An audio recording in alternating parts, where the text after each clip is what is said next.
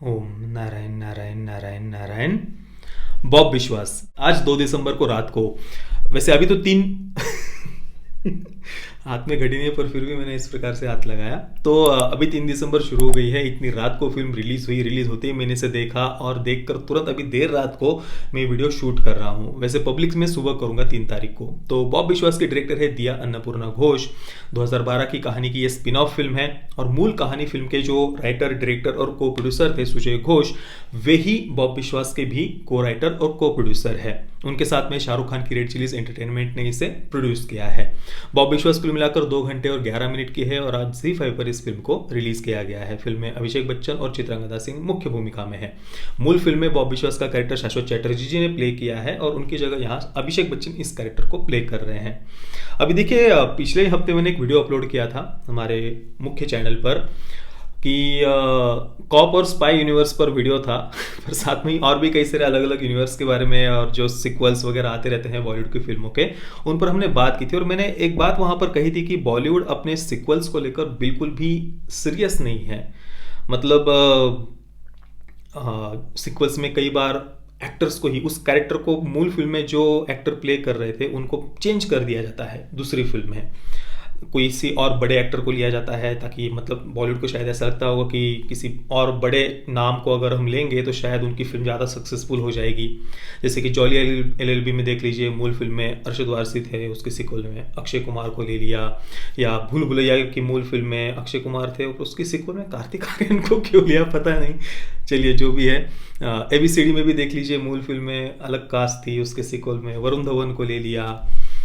मतलब ये चलता रहता है। अभी बंटी और बबली में अभिषेक बच्चन थे, अभी सिक्वल में सैफ अली खान को ले लिया। मतलब बॉलीवुड के जो फिल्म मेकर्स है ना, वो अपनी फिल्म को लेकर ही सीरियस, अपने सिक्वल्स को, अपने जो फिल्म जो सीरीज वो बना रहे हैं या यूनिवर्स क्रिएट कर रहे हैं, जो भी है उसको लेकर वो सीरियस नहीं होते बिल्कुल भी।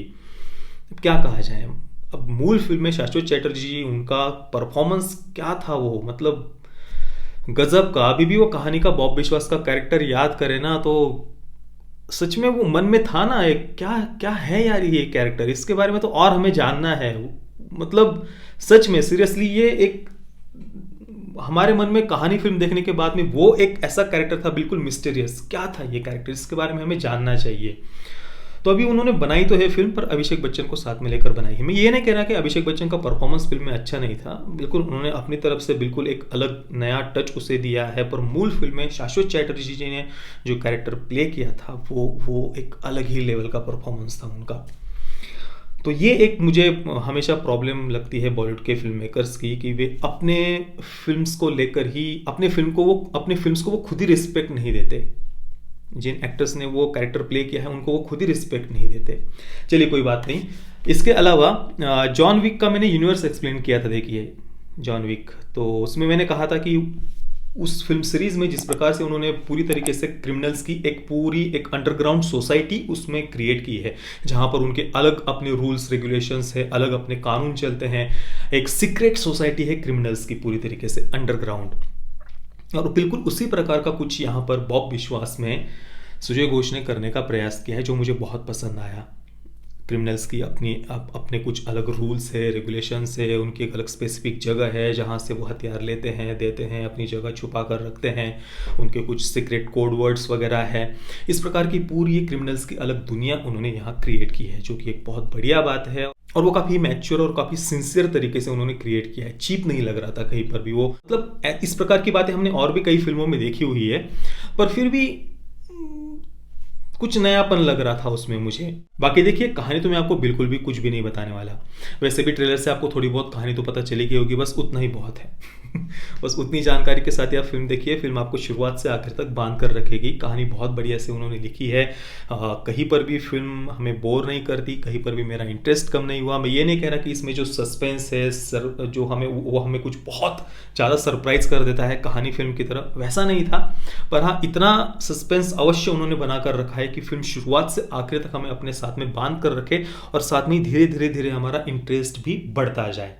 एकदम ही कुछ बहुत माइंड ब्लोइंग या बिल्कुल ही आउट ऑफ द बॉक्स ऐसा कुछ आपको देखने को मिलेगा, ये एक्सपेक्ट मत करना। पर हाँ, इतना सस्पेंस अवश्य है कि फिल्म के साथ आप बने रहेंगे, आपका इंटरेस्ट धीरे धीरे बढ़ता जाएगा। बाकी इतना आप सोचकर बैठना कि फिल्म में ढेर सारे ड्रग्स है और साथ में ही ढेर सारी हत्याएं हैं, ढेर सारे मर्डर्स है। अब एक कॉन्ट्रैक्ट किलर की कहानी हम देखने जा रहे हैं, उसको समझने जा रहे हैं, तो ये तो होना ही था, ढेर सारी हत्याएं वगैरह।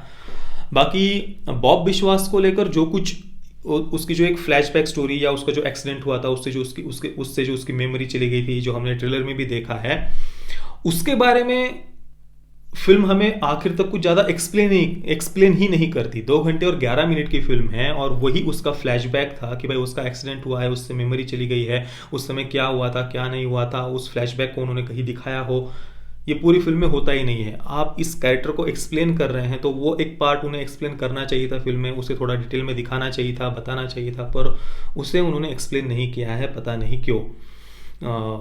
पर बाकी आगे उसके बाद की जो कहानी है उसे बहुत बढ़िया से डेवलप किया है। उसका जो फैमिली ड्रामा है, परिवार के साथ वो कैसे घुलने मिलने का प्रयास करता है, पर फिर भी उसके पिछले के पहले जिनके साथ वो काम करता था कैसे वो फिर से उसे उसी काम में वापस लाना चाहते हैं, बाद में क्या क्या परिस्थितियां बनती जाती है, वो सब जानने के लिए आपको फिल्म देखनी पड़ेगी। तो देखिए, फिल्म की कहानी तो इंटरेस्टिंग थी ही। एक तो वो क्रिमिनल्स की सीक्रेट सोसाइटी वाला पार्ट और दूसरा बॉब विश्वास की कहानी के दोनों ही पार्ट मुझे इंटरेस्टिंग लगे।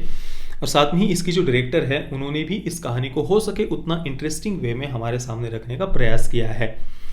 हालांकि अभिषेक बच्चन के अलावा दूसरे किसी के परफॉर्मेंस उतने हमें फिल्म में याद नहीं रहते, उतने कुछ ऐसे मतलब कास्टिंग में उतनी बढ़िया नहीं कहूँगा, बस एक अभिषेक बच्चन का परफॉर्मेंस अच्छा था फिल्म में। उसके अलावा और कुछ ऐसे यादगार अगर परफॉर्मेंसेस फिल्म में होते और तो और ज़्यादा हमारा एक्सपीरियंस बेटर होता। जैसे कि कहानी फिल्म में देखिए, विद्या बालन के साथ में परमव्रता चैटर्जी, नवाजुद्दीन सिद्दीकी और शाश्वत चैटर्जी तो थे ही बॉब विश्वास के रोल में, तो वहाँ पर सपोर्टिंग कैरेक्टर्स बहुत बहुत ज़्यादा स्ट्रॉन्ग थे। और वैसे स्ट्रॉन्ग कैरेक्टर्स हमें यहाँ देखने को नहीं मिलते हैं। बाकी डायरेक्शन अच्छा था, पर साथ में ही म्यूज़िक फिल्म में हमें काफ़ी डिसअपॉइंट करता है। कुछ 3 सॉन्ग्स थे और एक भी याद रखने जैसा भी नहीं था। कुल मिलाकर अभिषेक बच्चन की ही ये फिल्म है केवल, और उनका परफॉर्मेंस भी बढ़िया था। उन्होंने अपनी तरफ से तो इस कहानी को पूरी तरीके से न्याय देने का प्रयास किया है। बाकी कहानी इंटरेस्टिंग थी, जो कुछ अलग थोड़ा सा उन्होंने सीक्रेट सोसाइटी वगैरह करने का प्रयास किया है वो भी बात मुझे पसंद आई। तो ये फिल्म की अच्छी बातें हैं। बाकी म्यूज़िक, सपोर्टिंग कैरेक्टर्स का अच्छी तरीके से डेवलप ना होना और ठीक ठाक परफॉर्मेंसेस, ये थोड़े से फिल्म के निगेटिव पॉइंट्स हैं। तो फिर भी मैं कहूँगा कि एक बार अगर आप फिल्म बॉब विश्वास को देखना चाहते हैं तो बिल्कुल देख सकते हैं। अगर आप एक क्राइम थ्रिलर, एक कॉन्ट्रैक्ट किलर की लाइफ और बॉब विश्वास से कैरेक्टर अगर आपको इंटरेस्टिंग लगा था कहानी में, तो सुजय घोष जी ने क्या अलग से करने का प्रयास किया है उस कैरेक्टर को लेकर, ये जानने के लिए एक बार तो अवश्य आप इस फिल्म को देख सकते हैं। बस ज़्यादा कुछ एक्सपेक्ट मत करना। मैं बॉब विश्वास को दूंगा 6.5 out of 10 stars. Parental guidance की बात करो तो फिल्म में कोई सेक्स और न्यूडिटी नहीं है। एक रोमांटिक सीन है जिसमें न्यूडिटी नहीं थी। बाकी वायलेंस से फिल्म में, अब कॉन्ट्रैक्ट किलर है तो सीधे सर में गोली लगने के वगैरह सीन काफ़ी सारे हैं। तो सेंसर बोर्ड ने तो इसे यूएस सर्टिफिकेट दिया हुआ है, तो अगर आप परिवार के साथ देखना चाहें तो देख सकते हैं। बाकी दोस्तों, आपने अगर फिल्म को देखा है तो आपका एक्सपीरियंस कैसा रहा, प्लीज़ मुझे आप नीचे कमेंट में अवश्य बताइए।